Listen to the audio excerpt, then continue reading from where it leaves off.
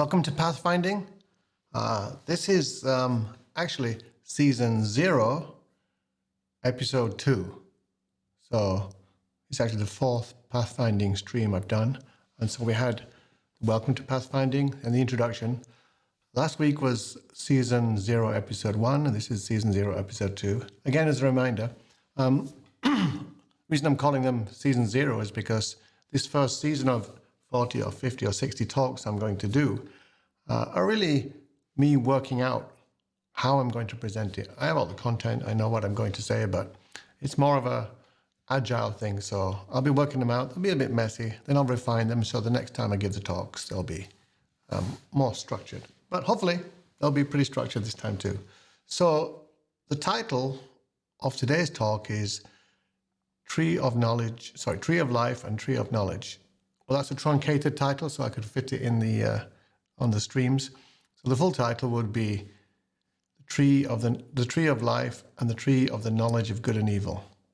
So let's have a think about it. So last week I actually did a 2-hour talk just about trees. Only it wasn't really about flora in that sense, just trees and bushes and plants.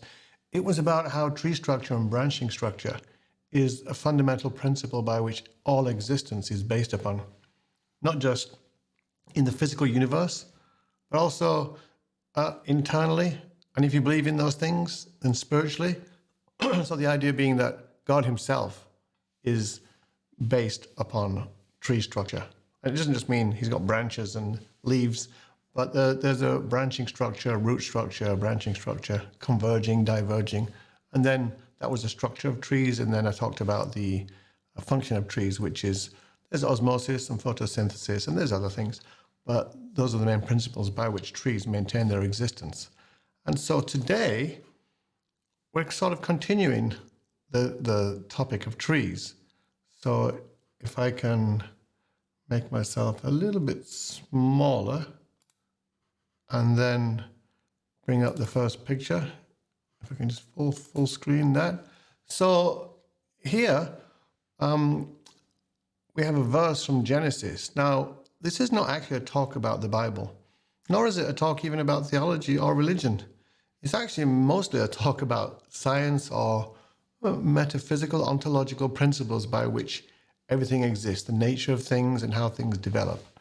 But just as other people who are not necessarily religious or even believers, sorry, I've got a bit of a cough today, other people, they are interested increasingly in the wisdom in the Old Testament, not because it's a religious text, but more like if you look at Jordan Peterson's fascination with the Old Testament, it's more that it's a summation of thousands of years of wisdom and knowledge, and the fact that it survived shows that it has some depth. And so a lot of people who are maybe atheists just look at the surface and dismiss it, whereas Jordan Peterson really looked deeply into the meaning. And being an amazing savant-level psychologist, he actually found, let me just backtrack a bit. Is savant a bad meaning? Does that just mean super smart, or does it mean there's something wrong with you and you're also super smart? Anyway, he's a smart guy, that's for sure. So, but yeah, he looked in the Old Testament, read them deeply, and he recognized some deep principles in there. And so he's been talking about them, and I think he's going to be doing another tour soon. So, although I have to say, I'm going to be saying that he's wrong about some things as I talk through this particular subject. So, yeah, looking at this, I'm actually blocking the verse a little bit, aren't I? So, yeah, that's okay. I'll read it for you. So in Genesis 2:9, there is a phrase. I'm blocking it from myself too because, all right. Anyway, as I said last week, I've got the camera right in front of the monitor. That way I can look at the monitor and the camera. The downside of that is the camera blocks the monitor. So here it says, out of the ground, God made every tree to grow that is pleasant to the sight and good for food in the midst of the garden. Comma, see the comma. And in the midst of the garden was also the tree of life and the tree of the knowledge of good and evil. So that's a foundational phrase in the entire Bible, and I would say all of Western culture. These kind of things influenced everything. But there's a lot of discussion about what that means. You've got the literalists on one side, saying they were literal trees, people that are saying they're symbols of things, and everything in between. So I'm going to be making the case today that, I'm going to be showing you what other schools of thought think, like literalist Christians, Christians who accept it's a metaphor or a symbol, even Jordan Peterson's idea, which I'll talk about a little bit. But I'm going to be making the case that it's none of those. And actually, the tree of life and tree of knowledge of good and evil are actually design principles. That makes it sound shallow, like it's like the principle by which you design a phone or a car, but it's actually, that is pretty deep. But I'm going to be making the case that these phrases are talking of these trees, tree of life and tree of knowledge of good and evil, are actually design principles. They're principles by which everything exists.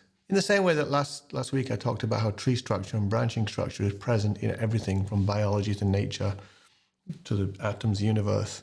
So, yeah, this is what I'm going to be talking about. So let's just read that one more time, actually, shall we? Out of the ground, God made every tree to grow that is pleasant to the sight and good for food. In the midst of the garden was also the tree of life and the tree of the knowledge of good and evil. Excuse me.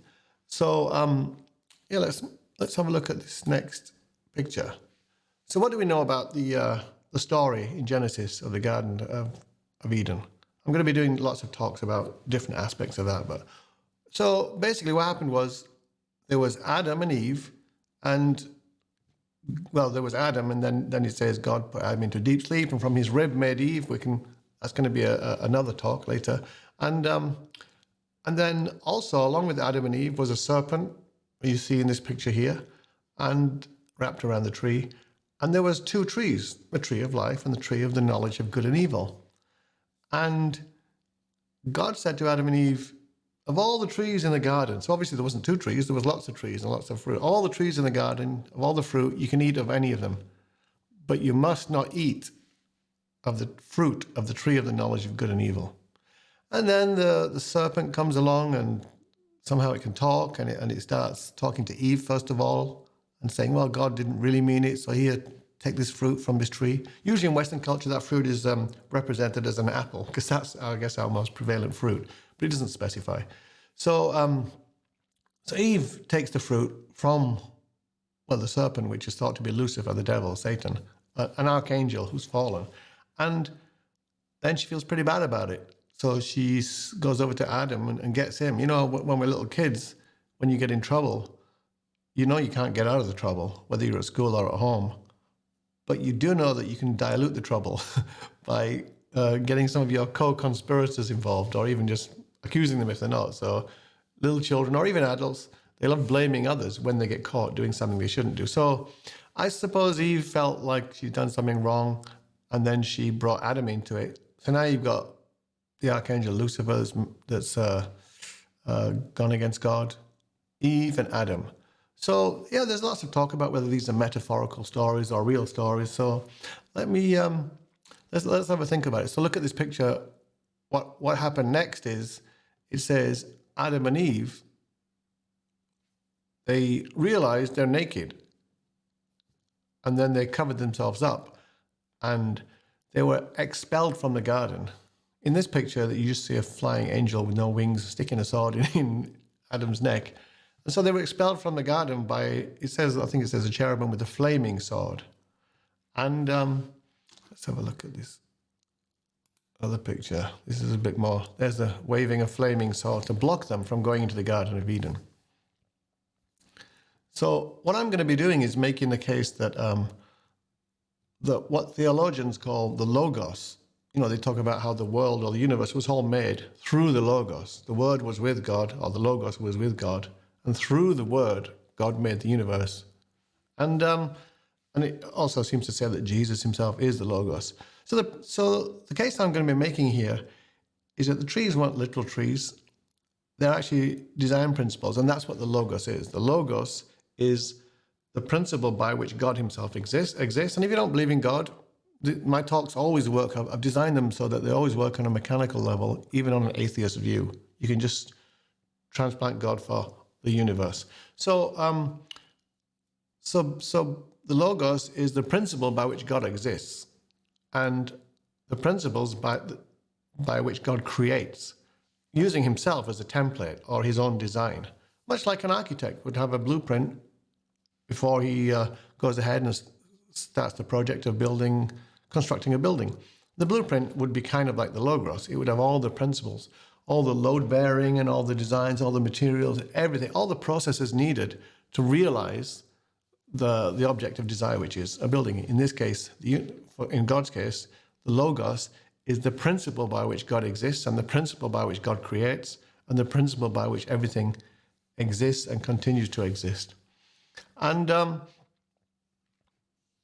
so before I do that, before I explain that in detail, I'm going to talk a little bit about what other people believe the trees mean. There's lots of things in this story to unpack: Adam and Eve, the fruit, the flaming sword, Lucifer. There's so many things to unpack, but I'm not going to do that all in one talk. There's going to be lots of other talks. And again, it's almost always going to be based on mechanics, based on principles by which the natural world operates.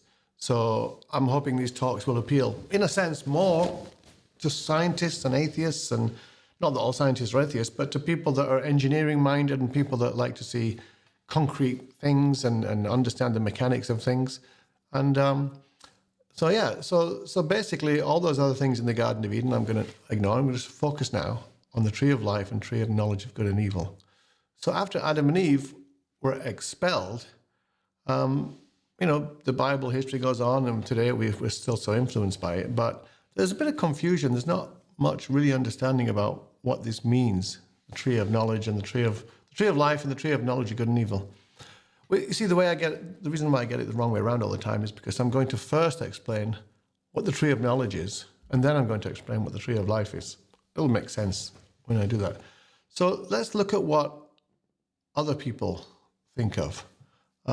First of all, there are some people that believe the tree of the knowledge of good and evil, or rather the fruit of the tree of the knowledge of good and evil that Eve ate and then gave to Adam to eat, was a literal fruit on a literal tree. And it was just a matter of God testing Adam and Eve. And if they failed their test, they get punished for eternal damnation. And not only do they get punished, but all their billions and billions of descendants get punished and burning hell. That doesn't seem like the loving God that we know and love, does it? So let me just change the angle a little bit. So this idea that God would create basically children, and then even before they're pretty much adults, and even before although they look like adults in this picture, but even before they're adults, let's go back to the next picture because it's a bit more classy. Even before they're adults, he would give them a test with confusing instructions and allow a corrupt teacher to confuse them even more and lead them literally down the garden path. And in failing that test, they would be completely destroyed for all eternity. That just seems a bit off to me. I mean, parents have children, and children are defined by their disobedience and by their exploring and pushing boundaries and asking why and challenging. And that's their nature, and that's how they grow. It might be a pain in the neck for parents sometimes, but on the whole, that is how children should be. And there are some things children in regular families shouldn't do when they're told, like don't run across the road to a 5-year-old. So the parents have to impress upon the children something really strongly, like I'll spank you or you'll be grounded. Because just tell them not to do something doesn't really help with the child. There has to be some believable consequences. But the actual consequences of a 5-year-old running across the road is they could get hurt or even worse, killed. But that's a bit too abstract for a 5-year-old to understand. So parents put a placeholder consequence that the child can understand, such as punishment. And so there are some things which are warnings. So really, God was telling Adam and Eve about something. Don't do something because it could really destroy you. And so the idea that it was a literal tree with a literal fruit and it was just a test. If you eat this fruit, somehow you get wise. and then God doesn't want you to get wise, and so you get destroyed. That is not really a satisfying explanation of the tree of the knowledge of good and evil and the fruit. And actually, that's why I wanted to say respectfully, the great man, Jordan Peterson, why I don't think he understands it either, because he characterized it in his biblical lectures as the fruit of the tree of the knowledge of good and evil as being a metaphor for human beings, Homo sapiens, if I'm getting this right. I could be wrong. But he characterized it as Homo sapiens coming into sentience, coming into awareness of their power and their intelligence and knowledge of the world. And with all the might that human beings have and all the things we're able to build and create, weapons and bombs and chains and everything like that, human beings then went ahead and caused great suffering in the world. But that's kind of a pessimistic view, because it just assumes that, well, human beings then themselves must be innately evil, even though they might have the potential to control themselves and behave.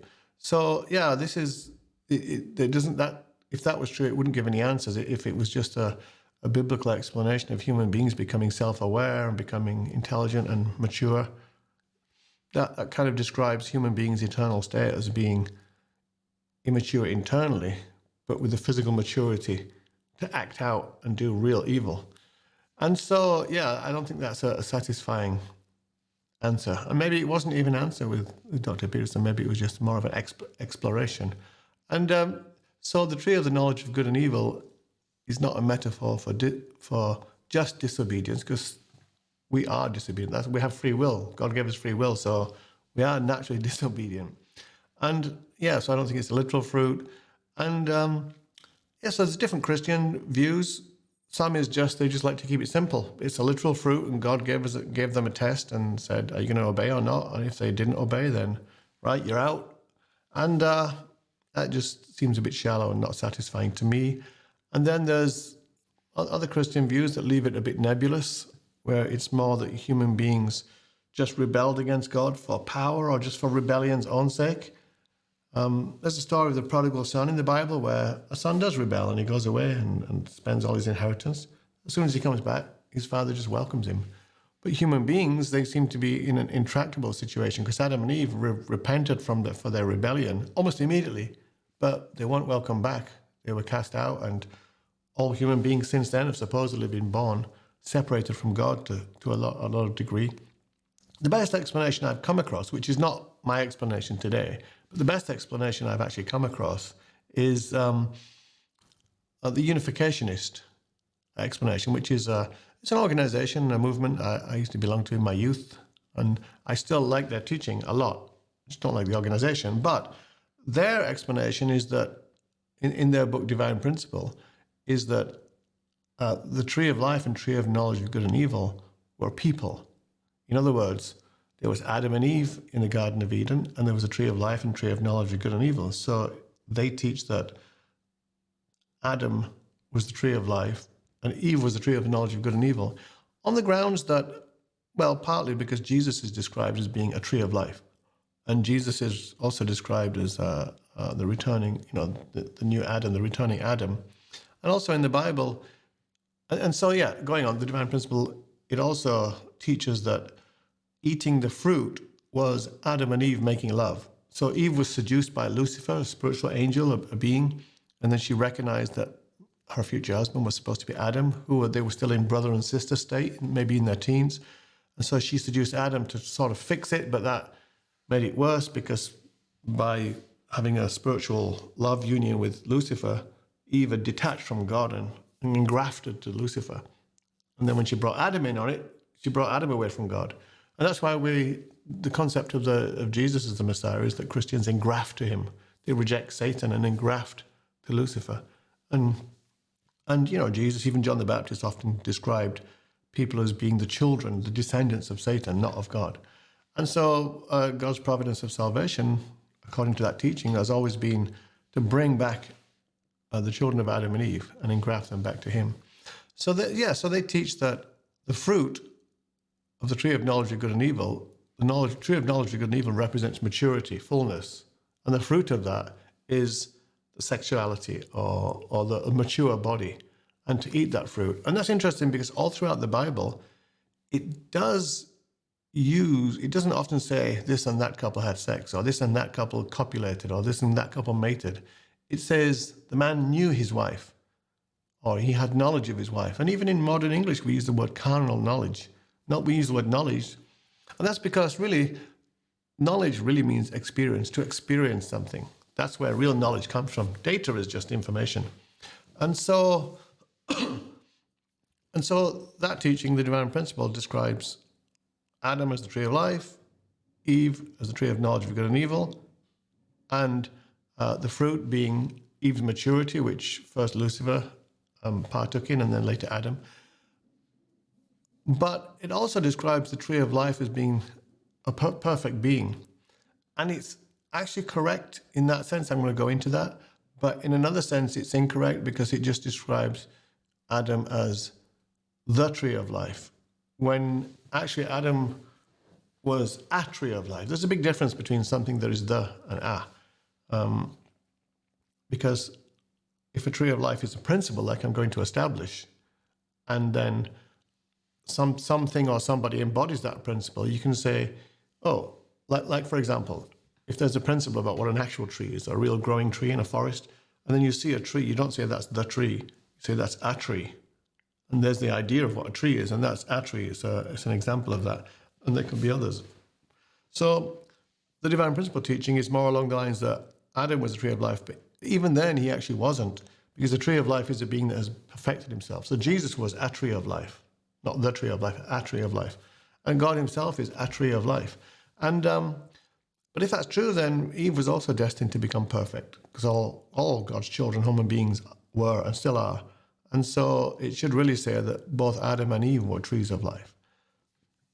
And maybe that sounds a bit complicated, but so I'm going to go on to describe what they are, tree of life and tree of knowledge of good and evil. But I'm going to start with the tree of knowledge, because the tree of knowledge comes first.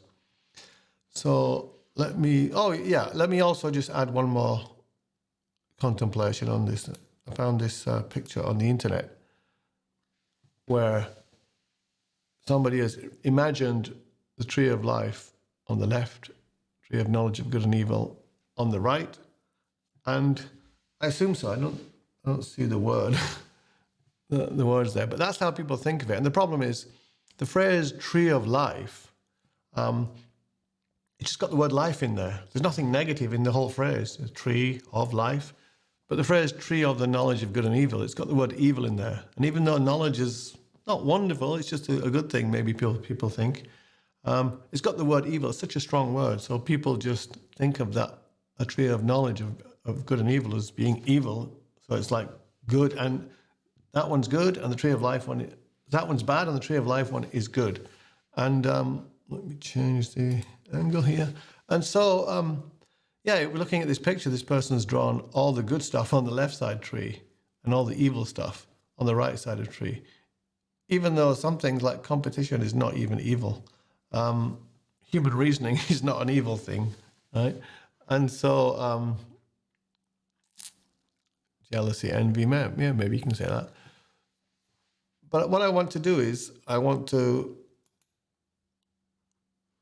show you a diagram that I've created, which will explain what the tree of knowledge of good and evil is. It will also explain a lot of other things. I've said it before that the talk I gave last week about trees in general, just design principle of trees, will apply to almost all the 50 or 60 talk I give in the coming weeks. And it also applies to everything else.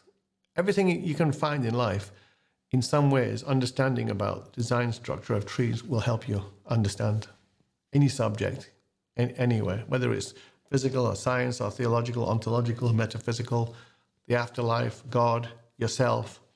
Understanding trees and how trees function and structure, and the structure and function will help you that. And this also will not only explain the design principle, it will be the foundations of a talk I'm going to be giving later, which is why God allows suffering. Right? So there's going to be a talk. Everyone wants to know, if God is so good, why does he allow so much pain and suffering in the world? I won't go into that now because that's going to be a whole talk. But this talk will be a strong informer of that talk. So let's look at let's look at this diagram that I've created. When we talk about words like good and evil, we are so used to them being moral phrases, right? Moral phrases like this person stole, that's evil. This person worked for charity, volunteered for charity, that's good, or a good person or an evil person. But actually, these phrases are even broader. For example, in science, if somebody identified a methodology which was not proper, they would call it, they sometimes use the word sin. It's a sin to do this, right? It's a sin, it's a sin to do that. And it's a cardinal sin to use this methodology, which has been proven not to work. And so good and evil can mean anything. It could be used to describe something that works and something that doesn't work, something that gets good, wholesome results, something that gets negative, detrimental results. And so God did say to Adam and Eve in that story in Genesis, do not eat of the fruit of the tree of knowledge and good and evil. And then he even told them what the consequences would be. He said, for if you do, on that very day, you'll die. So, and then there's debate, well, they didn't die. So what does that mean? And yeah, going back to some Christians, they understand that it meant spiritual death. You know, Jesus sometimes described people as being dead, even though they were alive. Like somebody was going to a funeral and he said, oh, I'll follow you, but I've got to bury my father first. He said, let the dead bury the dead. So he was describing people that are not connected to God through him as being dead. So Adam and Eve died spiritually. We all inherited some of that death. So when I talk about knowledge of when I talk about good and evil here, we're talking about it could be anything. It could be actual physical death. It could be spiritual death. It could be the death of a relationship. It could be like, you know, you go to a party and you go, oh, this place is dead, right? Or it could be a business folding, or it could be anything. It could be just partial death. So when we think about what we want in life, we also have to consider what we don't want in life. And so here's the first thing to consider. What we really, really, really don't want is to die, whether it's spiritual or physical or just internally.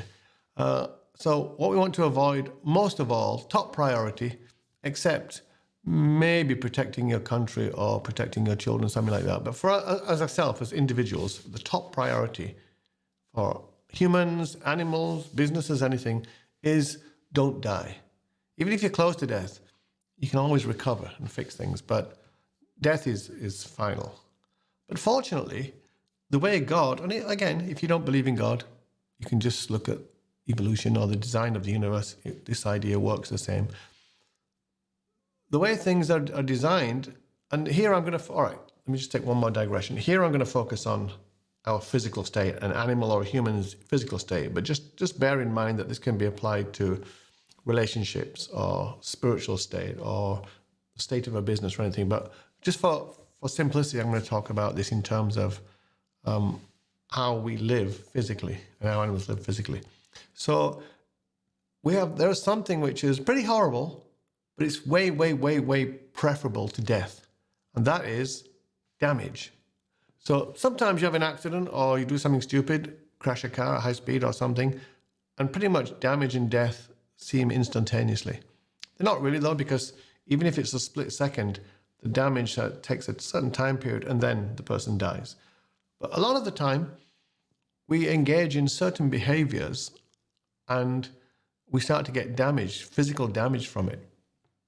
And we don't much like that. We don't much like losing an arm or losing a leg or getting cut or bleeding or breaking a bone or getting a concussion. So when we see that this behavior we're engaged in is causing us damage, physical damage, but again, bear in mind the other things I said, other categories of life and death.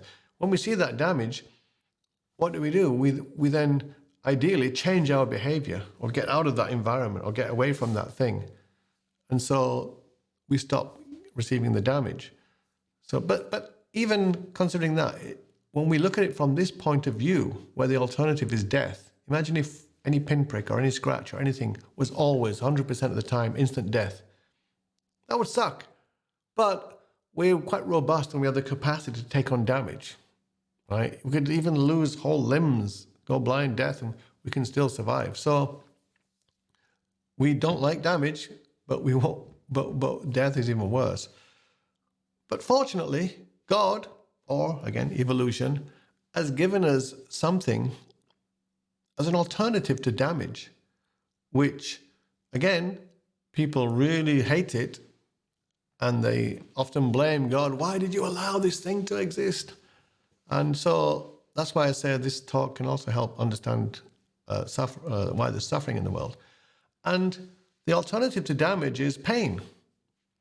Now, when we're looking at it from this angle, rather than the life's fantastic and I don't have any problems angle, then pain seems like a pretty good deal, doesn't it? If the only alternative is damage. If you put your hand on a hot stove, it starts to burn your hand, you take it away. Or if you put your hand on something sharp, whether it's glass or nails, and it cuts your skin and it hurts like hell, so you quickly take it away, the damage stops. You don't have any damage. And quite often we engage in behaviors where there never is any damage because the pain is like a invisible energy shield around us, around our senses. And it tells us there's impending damage if you don't change your behavior. Don't move away from this or stop doing that. And so really, if you think about it, pain is like virtual damage. Inside your mind, when you experience pain, it's kind of like you're getting a reaction as if you're getting damaged. But you're actually not getting damaged. It's like a simulation in your brain of damage. And we hate it. We hate pain. So we back off and change our behavior so we don't actually have to have the damage. And again, having the damage is what a capacity to endure to take on a certain amount of damage is what enables us in many situations to avoid death, which is the ultimate thing we don't want. So rather than death, we have the capacity to sustain damage. Rather than damage, we have the capacity to feel pain, which is like a premonition of impending damage. But actually, as we've established, pain is also horrible. And so even though, look from this point of view, pain is wonderful because it enables us to understand fully in our deepest soul that what we're doing is bad for us without having to actually get damaged. And so as soon as we stop doing that, the pain goes away and it's forgotten. So pain is wonderful from that point of view, not horrible, right? It might feel horrible, but it's a wonderful thing. So, but ideally, we don't want to experience pain. I mean, yeah, who wants to sit in pain all day long? So we have another capacity which enables that, and that is anxiety. Now, anxiety is not a very pleasant feeling either, but it's preferable to pain. And believe me, I've had both. I've had anxiety issues in the past, and I'll be giving a talk about that as well. And so, as bad as it is, it's preferable to actual, full-on, continuous, long-term pain. And so anxiety, again, is like a premonition of pain. It's like virtual pain. So when we feel anxiety, we feel, uh-oh, there's some pain on the way, right? There's some pain on the way. And so I better change my behavior, get away from that situation, get away from that person, get away from that wild, snarling animal. Stop doing this behavior that's, it's going to hurt if I do that. And so really anxiety is a wonderful thing. It helps us everywhere we walk, everything we do all day long. We don't feel anxiety generally. But if we step out of line somewhere that we know unconsciously or genetically or just knowledge, experience-wise, we know is going to be painful, we move away from that. Or don't put your hand on that heater, it's super hot. Don't pick up that glass without gloves. You're going to cut yourself. That'll hurt and it'll damage you. And so, pain completely sucks. Everybody hates pain. And so anxiety enables us. It's like an alarm system that just kicks on temporarily and we avoid pain. But even then, sometimes, especially when people have a condition and anxiety is really, really bad, it basically is like mental pain. So it is pain. It's not physical pain necessarily, but it's like a form of pain. So, but the job of anxiety is to help us avoid pain, which is to help us avoid damage, which is to help us to avoid death. Damage gives us time. to change our behavior to avoid death. So ideally, if we look at the pattern here, we should be able to say that ideally we wouldn't even want to feel anxiety.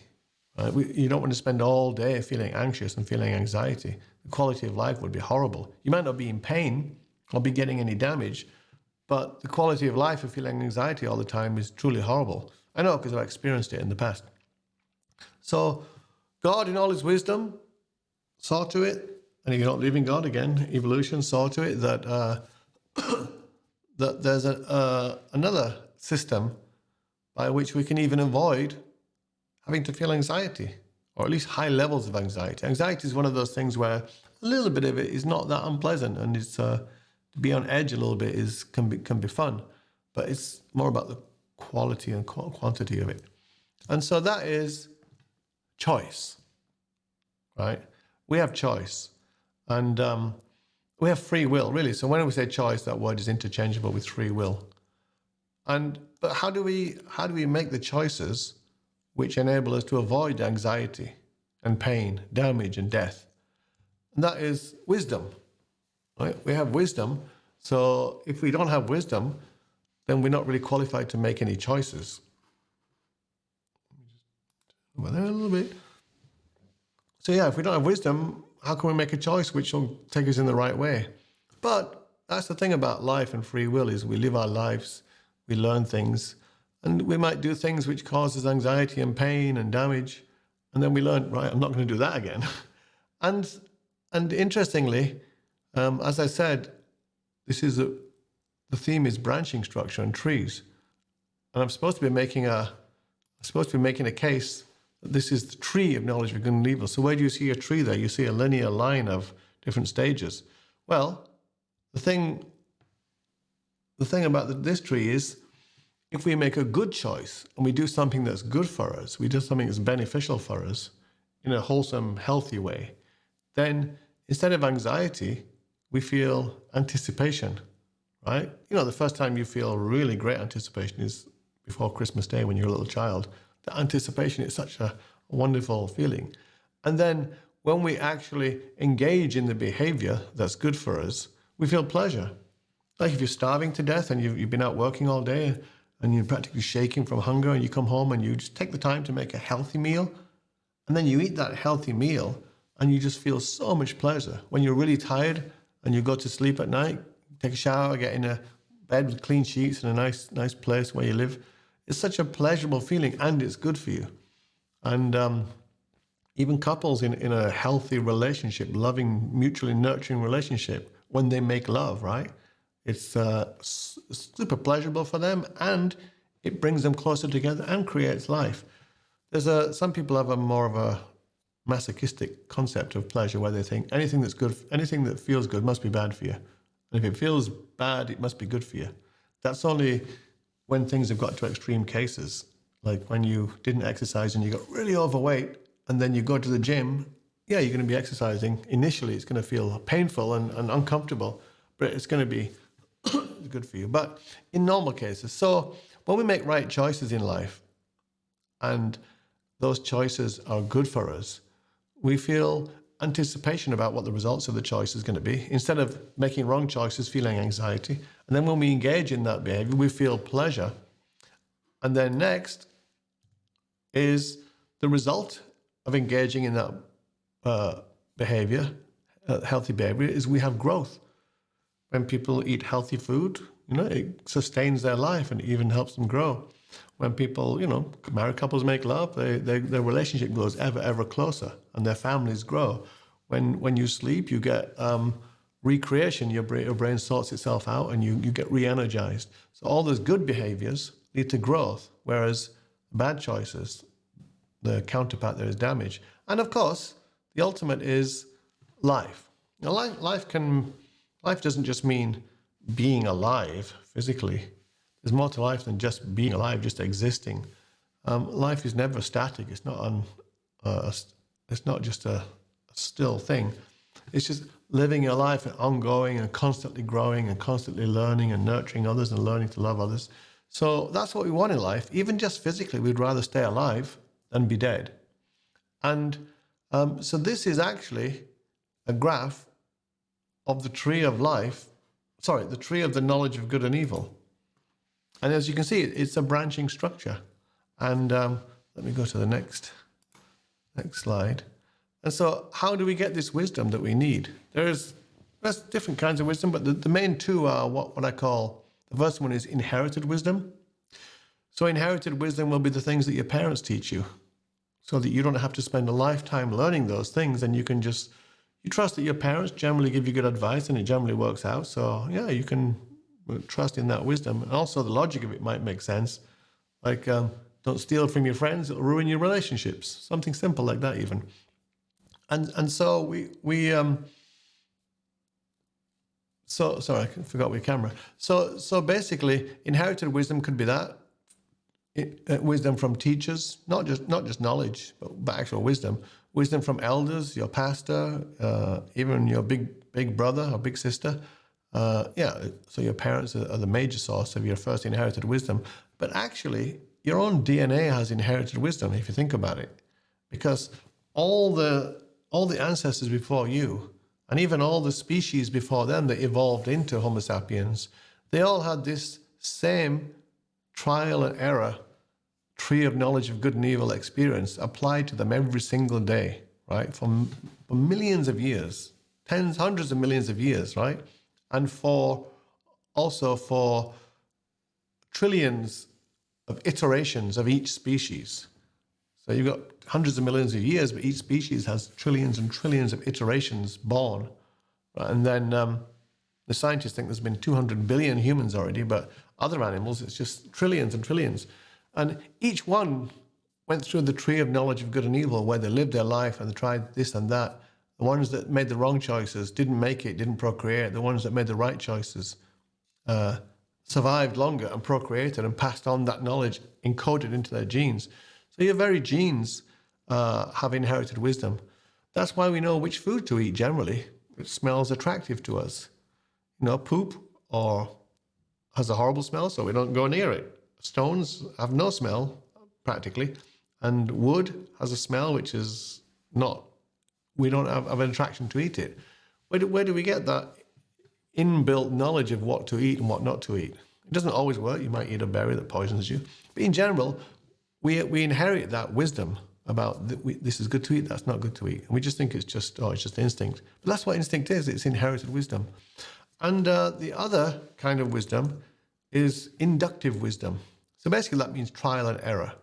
So there are some things which we just have to learn by trying things and seeing what the results is. So we might try, for example, let me think of a good example. You might try to walk around in bare feet in a place where there's lots of broken glass on the ground. And because you've never done that before. And then you try it, and then you cut your feet, like Bruce Willis in Die Hard. You cut your feet, and then you think, oh my God, I definitely need to wear shoes when I go outside. I'm going to cut my feet. Or when you're a child, you might go and grab hold of a nettle and stings, and for the next few hours you've got bumps on your skin and it's stinging and there's poisons in your skin. Or you might see some poison ivy and touch that. That's trial and error. And then you think, oh, I'm not going to do that again. And then the next time you're walking around in a pair of shorts in the woods and you find yourself surrounded by nettles or poison ivy, what do you feel? You feel anxiety. I can only point with my finger, I can point with the mouse pointer. You feel anxiety. So what do? You don't continue on the same path because that would lead to pain and then even damage, even death. You change your path to this path. And so you move away from that area. And that's what the tree of the knowledge of good and evil is. It's basically, how can I say this? The tree of the knowledge of good and evil is basically, well, let me just go to the next slide there. So if you look at this verse in Deuteronomy, in the Old Testament, Deuteronomy 30:19, God says to the people of Israel, I have set before you life and death, blessings and curses. Now choose life. So really what God is saying here is you've got free will. And when he says, I've set before you life and death, blessings and curses, it's not really a legalistic thing like, here are the rules, and if you do it, I'm going to punish you, like, don't eat this apple, eat this apple. It's really what God is saying is, here's the universe. I created it. This is what Garden of Eden is, the universe. And you're in it. And you have free will. And you can choose all the right things, both physically, to survive physically, but also relationship-wise, how to build a community, all how to interact with nature, all those things. And it's by making the right choices that we thrive and grow. And so the tree of the knowledge of good and evil is not an actual tree. It's not even a metaphor for just human beings disobeying God. It's something amazing. It's free will, and this next part is going to sound pretty horrible, it's free will in a completely merciless but absolutely consistent environment. And that environment is our own bodies and the environment, so the universe, basically. So the thing about the universe and the world around us, and even pretty much our biology, is that it's very, very consistent, super consistent. We might have diseases or problems here or there, but the laws of the universe are extremely consistent no matter where you go in the universe. And it's also completely merciless. So again, if you do some behavior which is really bad for you, you're going to get the results of that bad behavior. It's not intermittent, where sometimes it has an effect and sometimes it doesn't have an effect. Not almost, I shouldn't say almost, all the time, living in a universe with a merciless environment and a consistent environment that allows us to really know where we are. And then, because we also have free will, we can make a choice. Do this, don't do that. But there's even creatures way lower than animals, even going down to the level of bacteria. They also exist according to the tree of the knowledge of good and evil. That means all the things that evolved because they made the right choices. And some of those things might have made the right choices by pure accident, not even making a choice. Like if a lion goes and hangs out in an area where there's no prey to be had, it dies of starvation. But the lion that goes to the area where there's prey can hunt, and then it can live and procreate. And so that lion's genes continue. But even on a super, super low level, all the plants and everything you see that exists, that's alive, it all exists because it enacted this principle. Sometimes lots of them existed and they just randomly did the right thing, and that led to life. And some of them randomly did the wrong thing, and that led to death. And so, but when we get to more sentient things like animals, and especially humans, free will comes into play because we can make an actual considered choice. And so, everything that exists as a product of the tree of the knowledge of good and evil. Here, good and evil means what works, what doesn't work, what's good for you, what's not good for you, what leads to life, what leads to death.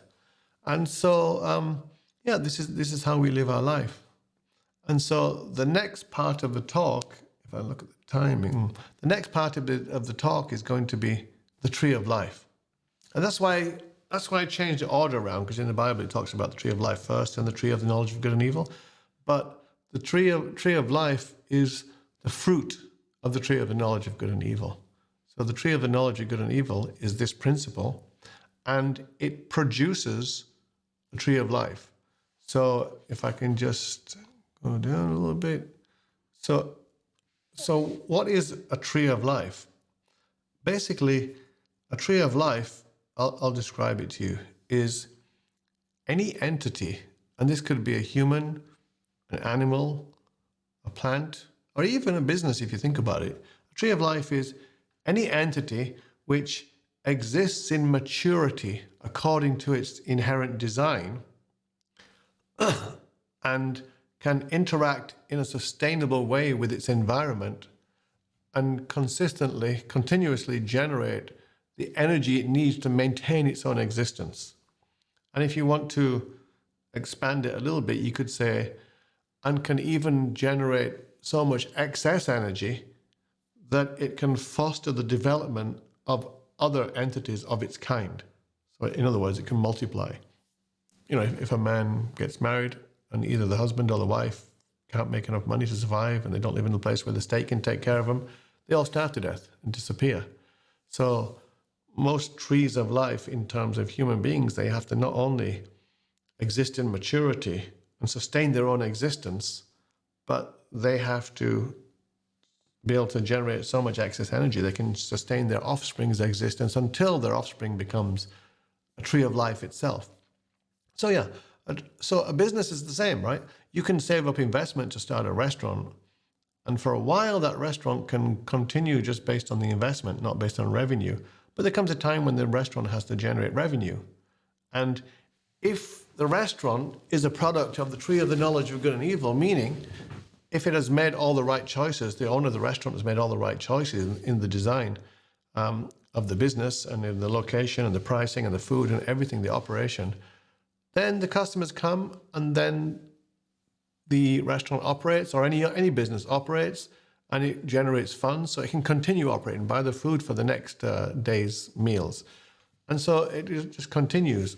And that's so any business can be described as a tree of life. People, animals, plants. But yeah, if we really look at people, so that means that any one of us, well, every one of us is actually a tree of life in terms of biologically, just by the fact that we're not dead. So there's two kinds of tree of life. There's temporal trees of life and eternal trees of life. So our soul, again, if you believe in that kind of thing, our soul is an eternal tree of life, or at least a tree of life in potential. So our soul is an eternal tree of life, which means even when the body dies, it will continue forever. But our body is a temporal tree of life, which means it has a shelf life. There's an end date when it will no longer be a tree of life because the body will die. But until that time, it's a tree of life in that our body can maintain its existence by generating energy, hunting or working or whatever, to make money and clothes and food and shelter. And so, yeah, again, let me just say what the definition of tree of life is. Tree of life is any entity which exists according to its inherent design and can interact in a sustainable way with its environment to generate the energy required to maintain its existence. And the extension being that ideally it can generate so much excess energy, more than it just needs. So there's excess energy so that it can foster the development of other beings like itself. And so they become trees of life as well. So, so that's what a tree of life is. And it's the fruit of the tree of the knowledge of good and evil. And so the biblical concept of the tree of life is the same principle that applies to the physical universe as a scientific principle. If you look at every animal, every tree, every entity, they all exist according to what I've just described. And the way they got there is either through inherited wisdom, which sometimes can be accidental, and inductive wisdom, trial and error. And everything that exists, every animal, every human being now, they exist because they enact the tree of the knowledge of good and evil. Every time you have an experience, you gain knowledge. Knowledge is really just, knowledge is, sometimes we think of knowledge as data, like what year was Alexander the Great born, or how many symphonies did Mozart?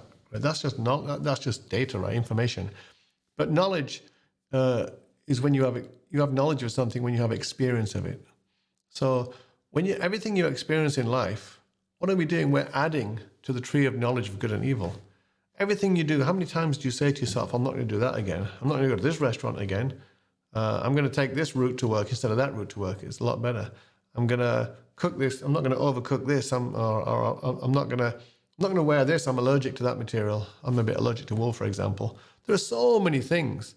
Every single day we experience some positive results or negative results. And so we're constantly building the tree of knowledge of good and evil.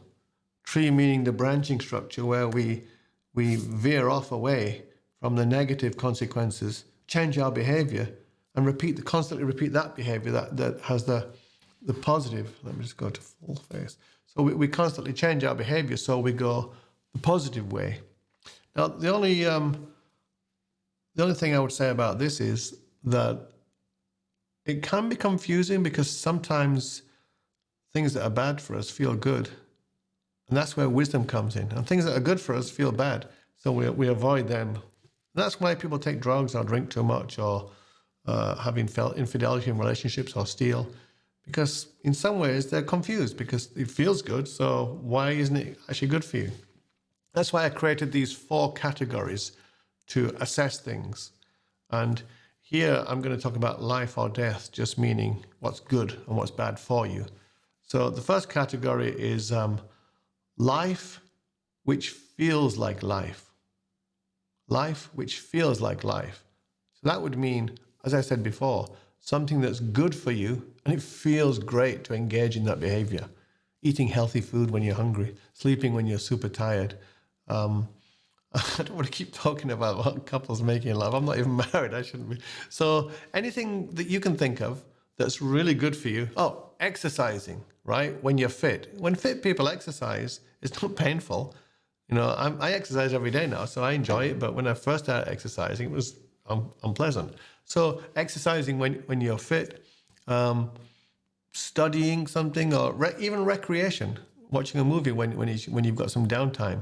Life which feels like life, which means something that's good for you. It enhances you and makes you more alive, puts you more on this other course towards life. And it feels good. And the next category is life which feels like death. So we had life which feels like life. And the next category is life which feels like death.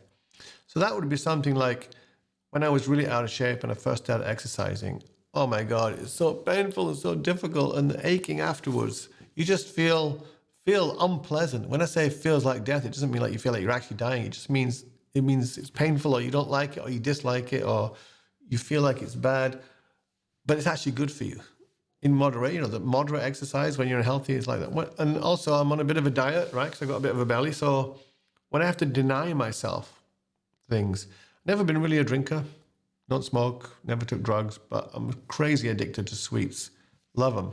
But I'm so addicted I eat a lot and it really impacts my health badly.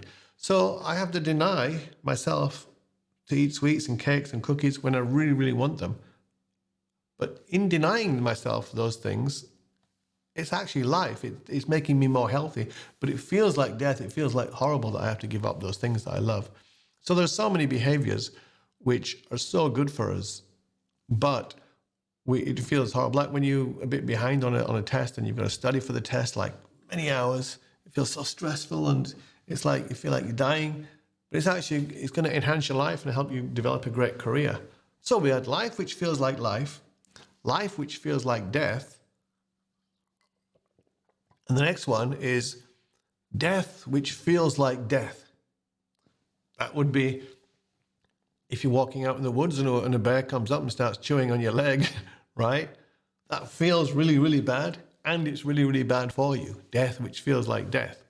Or if you eat something poisonous and you get horrible stomach pain, right? You need to rush to the hospital. It's horribly painful, and it's hurting you. It's bad for you. So there's lots of examples. I'm sure you can think of many, right? Which are death, which feel like death. And then the final one is death. This is the really dangerous one. Death, which feels like life. So that would be drug addicts, or not just drug addicts, anybody who takes like hard drug, like heroin or cocaine, they feel so fantastic when they do it. In fact, they feel so fantastic that they're willing to ruin their entire lives just to get that experience. It feels like heaven. It feels like the most wonderful thing to them. That's why they do it. But it's destroying their life. It's taking them down the path of death, right? And it even destroys their ability to feel anxiety. And so they just continue doing that. So there's lots of other things, like if a man has children or a woman, they have children and a happy family, but somehow they're tempted to have an affair, they're going to destroy their whole family. But when they have the affair, when they're making love with that other person, they feel all high on that, and they feel great at the time. So it's death for them, but it feels like life. Or people who overeat, right? Or undereat, but let's say overeat, right? They love food so much, but they eat so much of it that it's really not healthy for them. So it's causing them diabetes and cause all sorts of body problems. So that's, again, death which feels like life. And there are lots of other examples. I'm sure you can think of examples where there's something which feels fantastic, but it's actually really bad for you. Not just a little bit bad, but it's hurting you, especially the continued behavior. So look, we have life which feels like life. Life, this is how you assess things, right? Which one does it fit in these four categories? If I want to engage in this behavior or this thing or that thing, is it life which feels like life? Is it life which feels like death? Is it death which feels like death? At least that one's honest, right?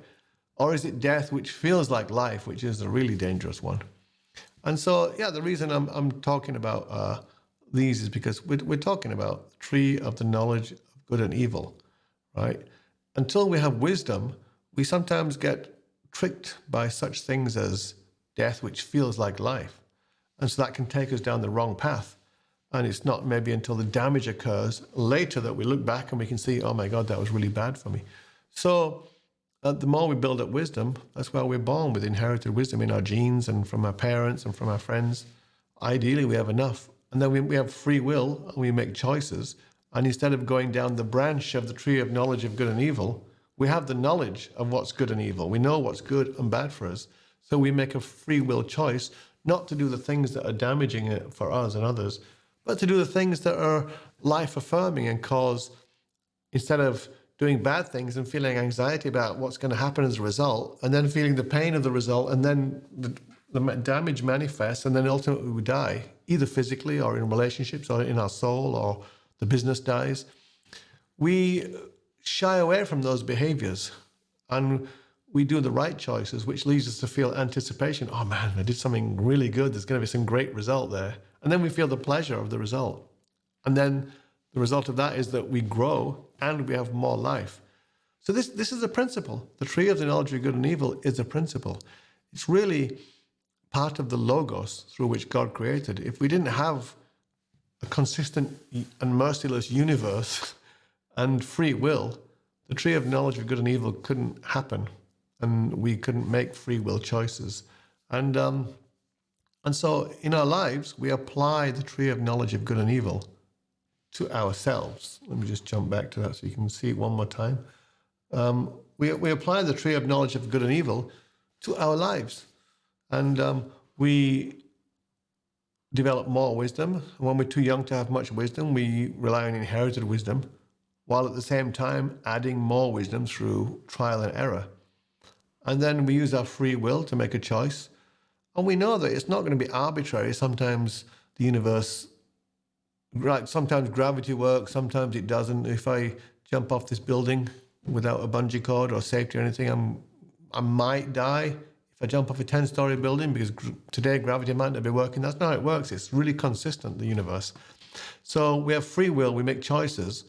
And then when we make bad choices, we experience bad results.